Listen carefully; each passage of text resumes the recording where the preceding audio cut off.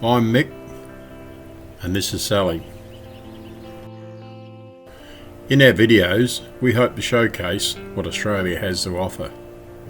You can follow us on our adventures via the following social media platforms. If you like the video, please subscribe to our YouTube channel.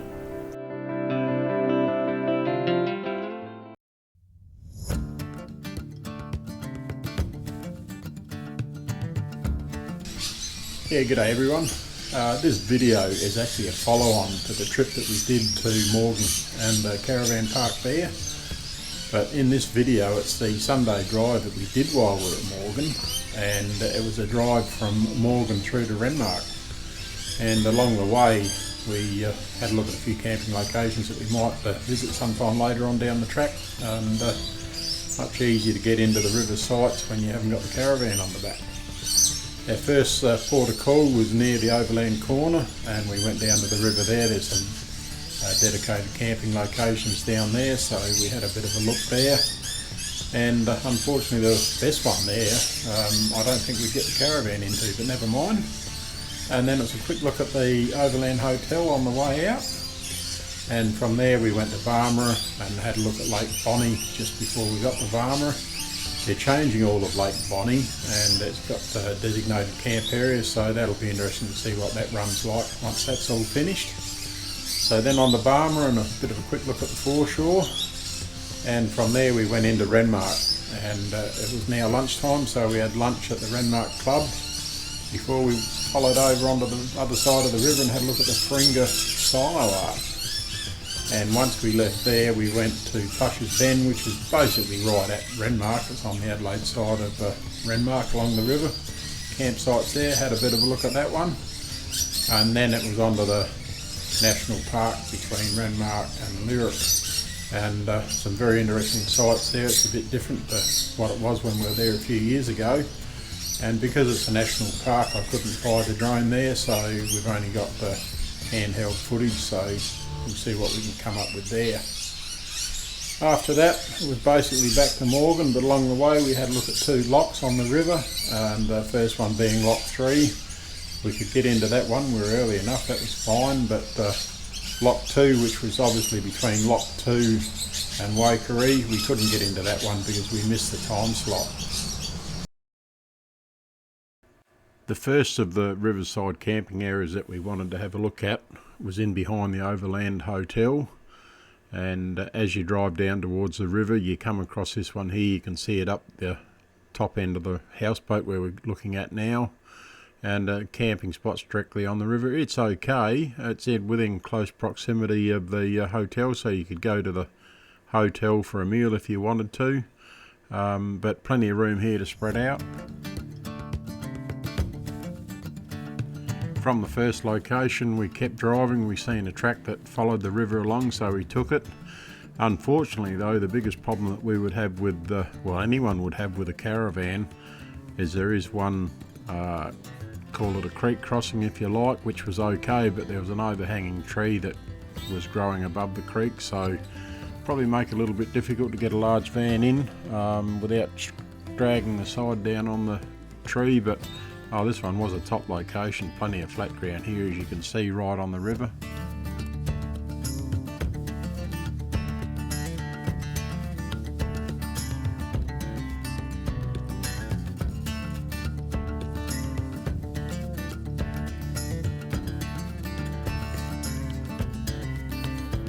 Now looking at the old Overland Hotel, or the Overland Corner Hotel.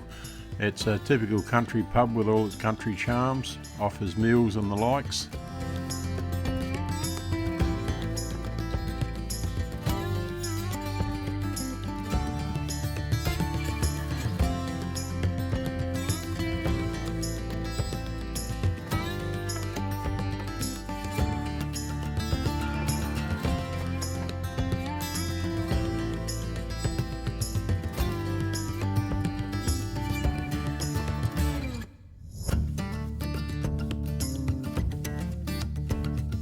Moving from the Overland Corner area, we went on to Lake Bonney, and this would be a great camping location. Always wanted to go here. I've seen some lovely photos of sunsets here with the old gum trees in the water, still water like you're looking here, and a setting sun in the background would be absolutely magic. They are changing the camping situation here and putting designated campsites, so as time goes things will slowly change until they get it all set up as they want it to be.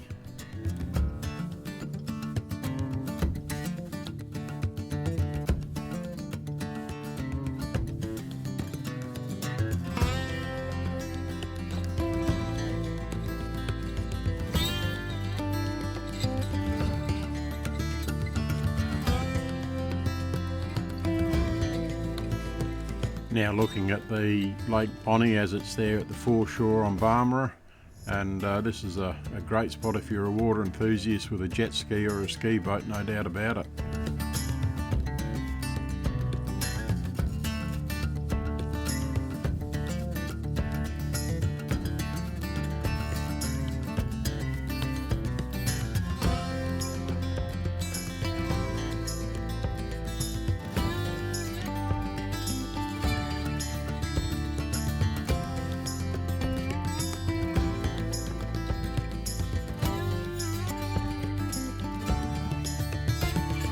Weather-wise, it was almost a perfect day on this drive, and the still flat calm waters of Lake Bonney certainly picturesque to look at.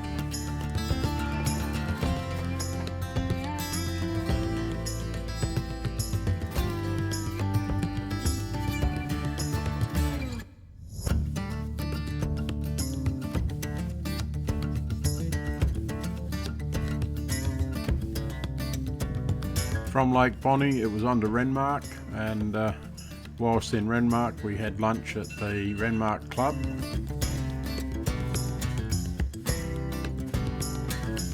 Once we'd finished eating our lunch at the Renmark Club, it was over the river where we went to the Paringa Silo Art.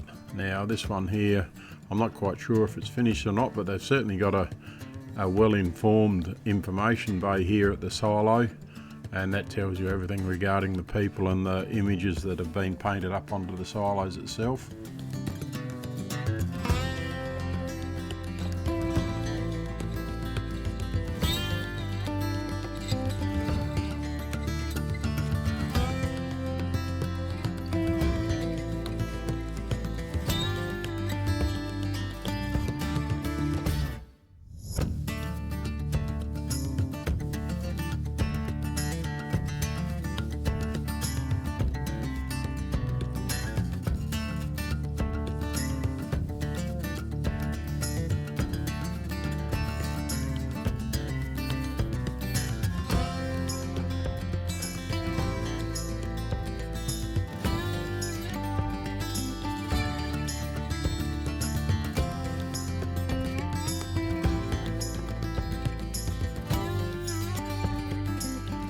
While we're in Renmark, we went down and had a look at Plushs Bend.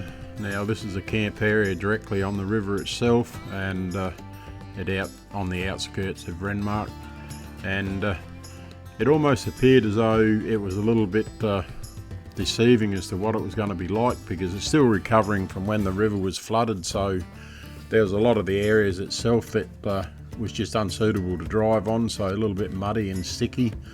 And I think that gives you a bit of a false impression that the area may not be as good as what it really is. But there was a few people down there camping. It's got its own boat ramp and so on, but yeah, the right conditions, I guess it could be quite a nice camp area.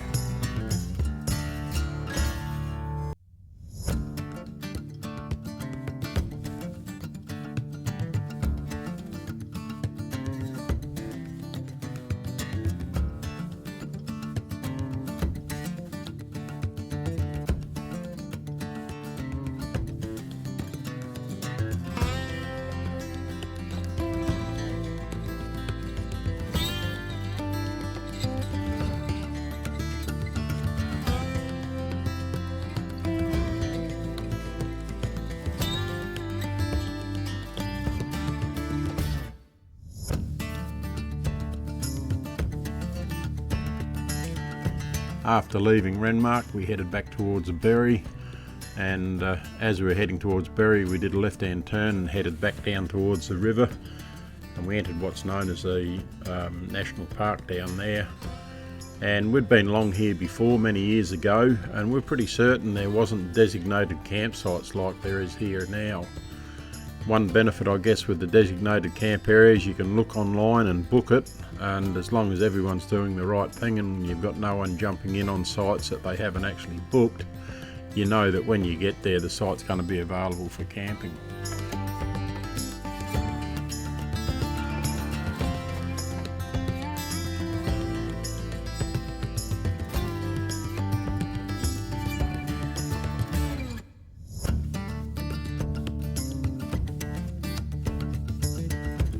Access to a lot of the sites along the Murray River National Park is more suited to camper trailers and tenting, more so than large caravans. You can get large caravans in there, no doubt, on most of the sites, as long as you don't mind a bit of pinstriping as you're going through the bushes.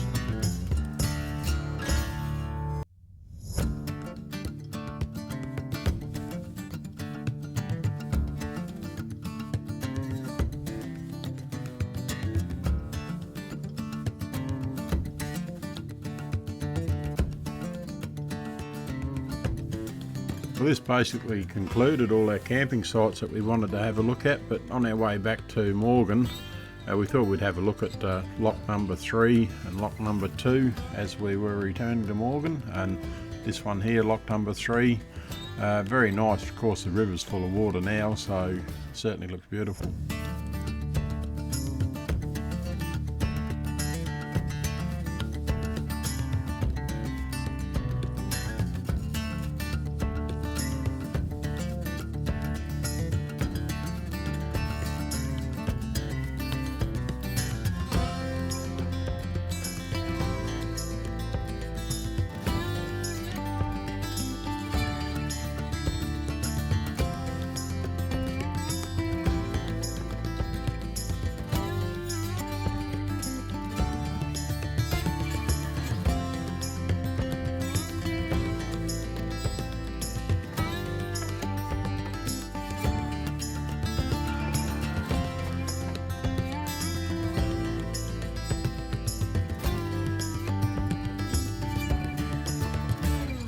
And now looking at the lock itself, where the water vessels go into to transfer from one river height to the next height.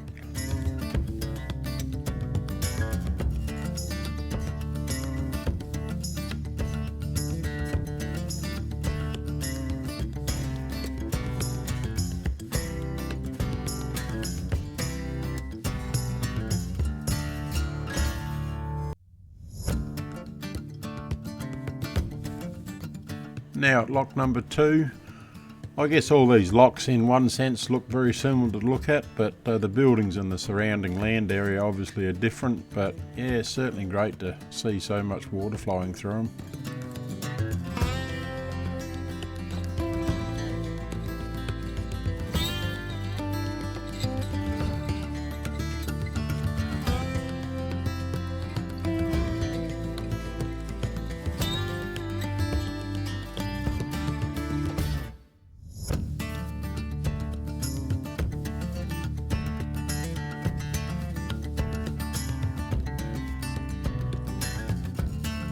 It was now getting late in the day when we got back to this lock, and as a result we actually missed the closure of going into the lock grounds itself by about 15 minutes. So not to be outdone, we put the drone up and flew the drone in and got these shots to put on here for you, but yeah, certainly lovely.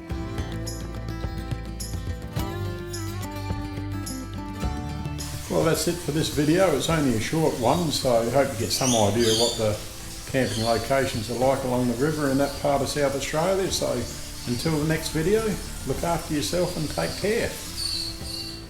If you like the video that you just watched, give us a thumbs up, and if you want to see more of our videos, hit the subscribe button, and once you've done that, tap on the bell and change the notification to all. That way every time we do uploads to our YouTube channel, you'll be notified.